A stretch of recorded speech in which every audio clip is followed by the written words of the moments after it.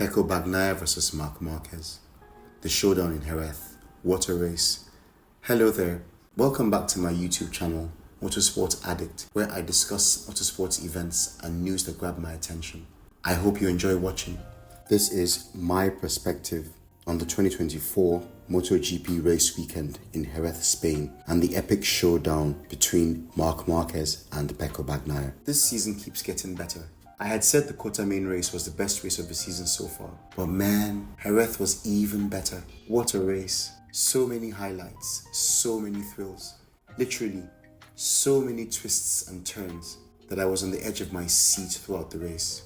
If you're watching this video, please support me by liking the video and subscribing to my channel. Please let me know what you think in the comments. Please also hit the notification button to receive an alert every time I post a video. Thank you for watching.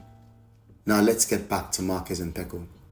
Jerez has historically been a spectacular race and the perfect venue for the rivalry between Marquez and Pecco to be renewed with interest. Speaking of rivalry, this championship is rapidly shaping up to be a three-way contest between Marquez, Jorge Martin and Pecco Bagnaia, each party holding their strong cards and their weaknesses. I don't know how Vinales and Acosta will ultimately finish their season, but so far these are the three obvious frontrunners. While Pedro continues to impress in his rookie year, I am not ruling Acosta out of the race. I just believe the wealth of experience and talent among these three veterans makes them more bankable contenders for the title, and Maverick is Maverick after all.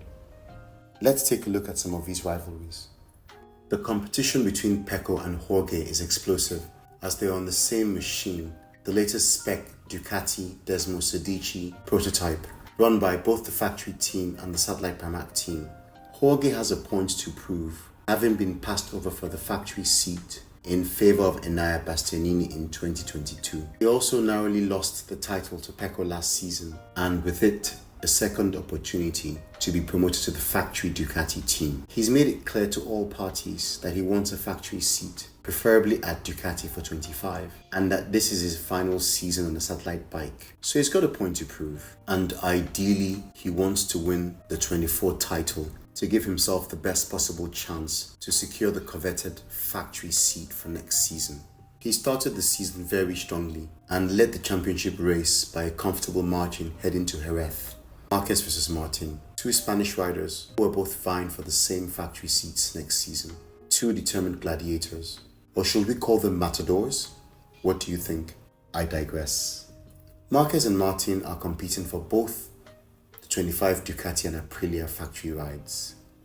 It's an explosive rivalry because they're both fiery, determined characters. Marquez has more experience and more titles, but is also carrying a legacy of injuries. Outspoken and confident Jorge is one of the best riders on the grid. He's hungry for his first Premier Class title and the respect that it would bring him.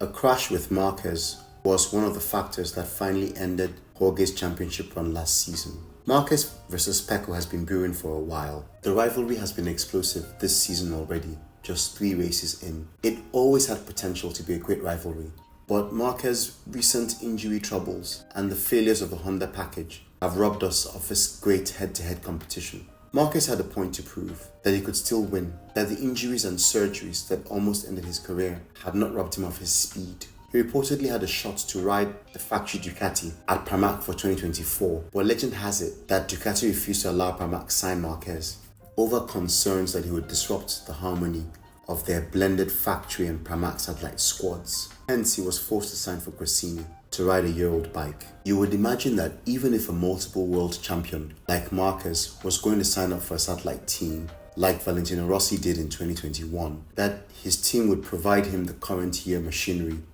to give him the best possible chance to win. But this was not to be. Instead, Marquez was riding a year-old bike that the factory riders had used last season. Of course, the bike had been rebuilt, but it was still a used bike with an older spec. A few days before the race, Marquez set the tone for the weekend. He announced that his period of acclimating to the Ducati was over and he was now at one with his machine. Marquez, the master of mind games, knew exactly what he was doing. This was fighting talk. This was a warning to all the other Ducati riders and the rest of the grid. The Marquez was back. And what better way to prove it than to win at home in Jerez, in front of the passionate Spanish fans? But this was not idle talk. Marquez was not only the fastest of the GP23 bikes, he had also proven to be faster than half the GP24s thus far in 2024. Marquez was also angling for a factory Ducati ride for 2025. Indeed, apart from Ducati, Marquez was after the other factory rides at Aprilia and KTM if he couldn't get the Bologna bullet. On the other hand, Pecco had profited very well from Marquez's struggles, winning back-to-back titles on the factory Ducati. Their rivalry goes back to Bagnaia's rookie season in MotoGP. Pecco's first win at Aragon in 2021 came after an intense tour with Marquez, and both riders have had a few close battles since then. They had already clashed this season, both of them crashing out of the Portimao feature race in a controversial accident that was ruled a racing incident by the stewards. Who do you think was at fault for that crash? Do you agree with the stewards that it was just a racing incident? Please let me know what you think in the comments. Now we know that Marquez versus Pecco was guaranteed to be spicy. Also, this was Jerez, Marquez's home race, and the circuit where he had the accident that almost ended his career in 2020. Remember, this was Jerez, Marquez's home race. What better place to take his first win for Gresini than at home, in front of the passionate Spanish fans who loved him so much? What's better place to announce that he's back? But this was Jerez, a race where Marquez was determined to win. And to triumph, he had to beat Pecco. But this was Jerez, where Bagnaia had won back-to-back races in 2022 and 2023 and was looking to three-peat. This was Jerez, home race for Acosta, Vinales, Martin, Espargaro, and the rest of the Spanish contingent. Esta carrera iba a ser muy emocionante. Race weekend started with much promise. The weather was quite erratic. You'd expect Jerez to be warm and sunny, but the heavens were determined to play a role in the outcome of qualifying, if not the entire race weekend. It rained on Friday, and although the sun came out to dry the track, there remained a very narrow wet patch on the circuit, which would play a dramatic role in the sprint race. Marquez started the weekend strongly, taking pole for the sprint and the main race. This was Marquez's first pole position for the Gresini Ducati team. Even if he hadn't declared last week that he was now at one with the bike, the evidence was plain to see. In only his fourth race weekend on the Ducati, Marquez was on fire. This was pole position number 65 in MotoGP and pole number 93 in all categories of the World Championship. It was also his first pole since Portimao in 2023, over a year ago. Despite dominating practice, Pecco could qualify no higher than 7th on the third row of the grid. Starting from pole, Marquez was beaten to the first corner by Brad Binder, who made a rocket start to lead the race. Pecco also had a good start from the third row, somehow finding himself among the lead bunch at the end of lap 1. Binder was pursued keenly by Martin, who had made one of his usual super fast breaks from the front. Marquez was also given chase. Binder was soon swallowed up by Martin, who tried to make his escape at the lead of the race. But Marquez would not let him go, as he jostled for position with Brad Binder and his younger brother Alex Marquez. Passing them both, he set after Martin. This was a race of attrition, which soon claimed many famous names. Pecco crashed out after an incident with VR46 family member Marco Bezzecchi and Brad Binder. Yet another DNF for Pecco, which would allow Martin to build a bigger points gap in the championship if he could just hold on for the finish. Who was at fault for this crash between Pecco, Bezzecchi and Binder? I will leave you to judge that, but I imagine that the VR46 members, including Bagnaia and Bezzecchi, have their in-house means of settling on-track issues once the red mist had cleared. Maybe they would arm wrestle. Maybe somebody would buy somebody else a pizza or a drink. Or maybe a Rolex. Who knows? I started to wonder if there would be any riders left to finish this race. Marquez was definitely trying to win. Watching Martin clear off in the distance, he activated pursuit mode. He set a series of qualifying laps to reel Jorge in before passing Jorge to take the lead of the race on lap 7. Could he hang on to win the sprint race? Marquez became one of the unfortunate casualties of the conditions. He crashed out of the lead on lap 9, leaving Martin with a clear path to victory. No! Vinales also went down a lap later from 3rd place. It seemed all you had to do to score points was finish the race. Martin held on for the win with Acosta in second. What a day. The podium for Saturday was Martin, Acosta and KTM test rider Dani Pedrosa, who had a wild card for the race. Initially, third position on the podium was awarded to Fabio Quartararo, but after tyre pressure penalties were applied, Pedrosa and Quartararo had their positions reversed, and the podium was awarded to Dani Pedrosa. What an amazing comeback. After his crash, Marquez remounted the bike and eventually finished the race in 6th place. The stage was set firmly for the main race on Sunday. Marquez had the dream start from pole to lead into the first corner, with Martin, Bezzecchi and Bagnaia in close pursuit. Bagnaia pulled off a breathtaking overtake to grab second in the first lap. How on earth did he manage it? How did he make it look like everyone else was standing still while he overtook them on the outside? Except Pecco wasn't done yet. Clearly weary of watching Marquez execute one of his early escapes, Pecco quickly set after him and pulled off a bold overtake a few corners later. Now Marquez was dueling with Martin for second, while Pecco was in the clear.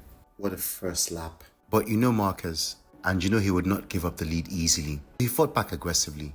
He attempted to overtake Bagnaia on lap 2, but failed, opening a gap for Martin to exploit. Martin was soon ahead of Pecco after a slight error, while Marquez fell behind Bezzecchi. It was still an all Ducati duel. Pecco put Martin under relentless pressure for lap after lap, hounding him, forcing him to brake later and later, compelling him to take more risk in order to stay in the lead of the race. This was a high-stakes game of chess at over 200 miles per hour in places. Bagnaia shadowed Jorge until he crashed on lap 11, throwing the race wide open. Pecco now had a solid lead, but the race was only at the halfway mark and no one knew what would happen next. Race fans know that Pecco liked to clear off into the distance and control the race from the front, just like Marquez, just like Martin. He opened a slight gap to the pursuing pack, creating a buffer for himself. He also had VR46 stablemate Bezzecchi between himself and the rampaging Marc Marquez. I'm not suggesting that the VR46 riders would help each other, but having one rider between Marquez and himself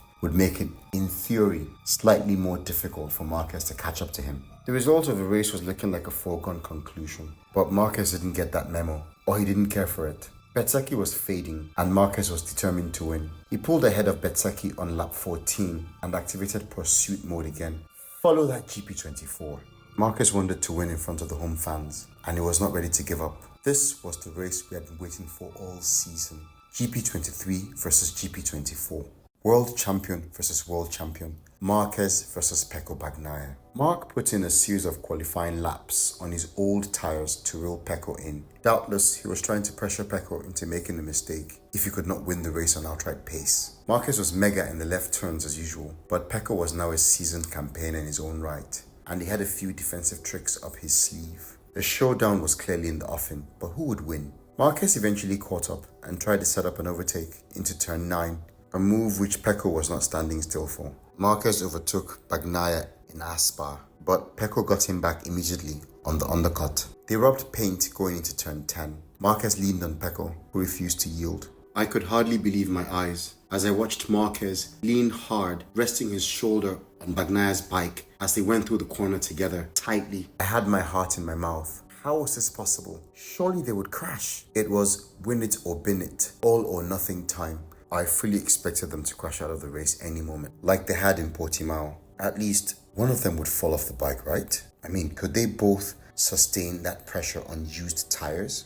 Pecco remained ahead, and Marquez continued to chase him. Marquez tried again at Aspar, and again Pecco got him back immediately when he ran wide. They continued to trade personal best laps as the race wore down. Pecco set a new lap record with just 2 laps to go, and Marquez set his own personal best lap on the very last lap of the race, on worn, used tires at the end of their racing life. Pecco held on for the win at the end, with Marquez in second place. What a race. What an exciting race. I know that in my last video, I had said quarter 24 was the most exciting race this season, but this was even better. Let's recap Pecco Bagnaia's highlights from Jerez. He started 7th on the grid, but he was first on lap 1, including a double overtake on Martin and Bezzecchi to take second place. He pulled off another stunning pass on Marquez to take the lead of the race, all of this on lap 1. He didn't panic when he was overtaken by Martin. He simply hounded him for the next 10 laps, applying pressure until he crashed out. Then he controlled the race for the next 7 laps, staying focused, managing his tires, and preparing himself for the onslaught of attacks that would come from the other riders in the closing laps of the race. He survived a series of attacks from Marquez, staying controlled enough to repass him as soon as he was overtaken. Astonishingly, he was even able to put in the new fastest lap record while under immense pressure from Marquez, with 2 laps to go, to give himself a better buffer to Marquez in the last lap. He won his 3rd successive Spanish Grand Prix, continuing a streak of wins in 2022 and 2023. The World Championship rolls on to Le Mans in France. The title race continues, as well as the individual rivalries. Are you excited? I can't wait. So what do you think? How soon before Marquez wins a sprint and then a main race? Because I think it's only a matter of time now. I know he will eventually win a race and more. Can Jorge Martin really hold his nerve to win the title for the season? Is Pecco Bagnaia back in control of a title race? After crashing out of the lead of a sprint race and contesting for the win at Jerez, do you think Marquez is a title contender now? Please let me know what you think in the comments. And so we've come to the end of another race weekend and another video. Please let me know what you think in the comments. Thank you very much for watching. I hope you'll come back. Please don't forget to like this video and subscribe to my channel. Thank you.